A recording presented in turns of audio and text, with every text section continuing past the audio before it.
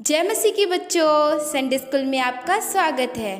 तो बच्चों, पिछली कहानी में हमने देखा था कि किस प्रकार अदन बगीचे से निकलने के बाद आदम और हवा की ज़िंदगी बहुत ही मुश्किल भरी हो गई। इस मुश्किल ज़िंदगी के बीच में ही उनके बच्चे भी हुए, जिसमें से एक का नाम था कैन और एक का नाम था हाबिल।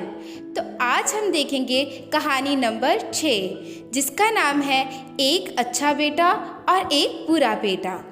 ज़रा कैन और हाबिल को देखिए, वे अब बड़े हो गए हैं। कैन एक किसान बन गया है, वह फल सब्जी और अनाज की खेती करता है, जबकि हाबिल एक चरवाहा बन गया है। उसे भेड़ बकरियों के छोटे छोटे बच्चे यानी मेमनों की देखरेख करना बहुत अच्छा लगता है।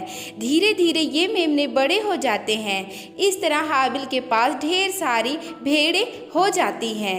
एक दिन कैन और हाबिल दोनों परमेश्वर के लिए तोहफा लाए।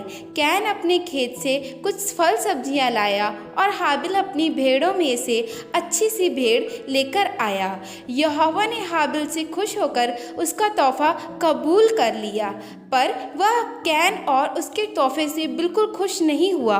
मालूम है कि इसलिए नहीं कि हाबिल का लाया तोहफा कैन के तोहफे से अच्छा था, बल्कि इसलिए कि हाबिल एक अच्छा आदमी था।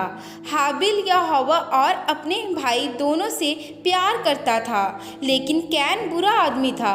वह अपने भाई हाबिल से प्यार नहीं करता था। परमेश्वर ने कैन से कहा कि उसे अच्छा आदमी बनना चाहिए, पर कैन ने परमेश्वर की एक न सुनी। उल्टा वह गुस्सा हो गया, क्योंकि परमेश्वर उससे ज़्यादा हाबिल को पसंद करता था। एक दिन कैन ने हाबिल से कहा, चलो ज़रा मैदान में पहुँचे। तब कैन ने हाबिल पर हमला करके उसे जान से मार डाला। कैन ने कितना बुरा काम किया ना। यह सच है कि हाबिल मर गया, लेकिन परमेश्वर उसे भूला नहीं है। जानते हैं क्यों? क्योंकि हाबिल अच्छा आदमी था और यहोवा अच्छे लोगों से प्यार करता है और उन्हें कभी भूलता नहीं। इसलिए यहोवा उसे एक दिन ज़रूर जिंदा करेगा।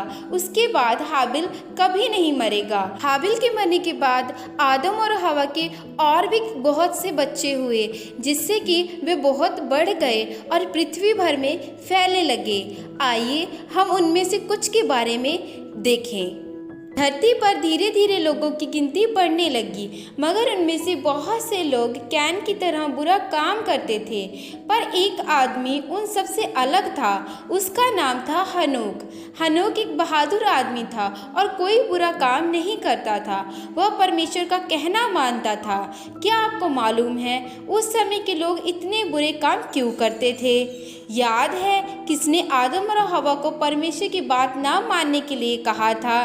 किसने उन्हें वह फल खाने के लिए कहा था जिसे खाने से परमेश्वर ने मना किया था? जी हाँ, वह कोई और नहीं, एक बुरा स्वर्गदूत था। बाइबल में उसे शैतान कहा गया है। वह सबको अपने जैसा बुरा बनाना चाहता था। एक दिन यहोवा परमेश्वर ने हनोक से कहा कि वह सब लोगों को एक बात बताए। वह बात शायद किसी को भी पसंद ना आती।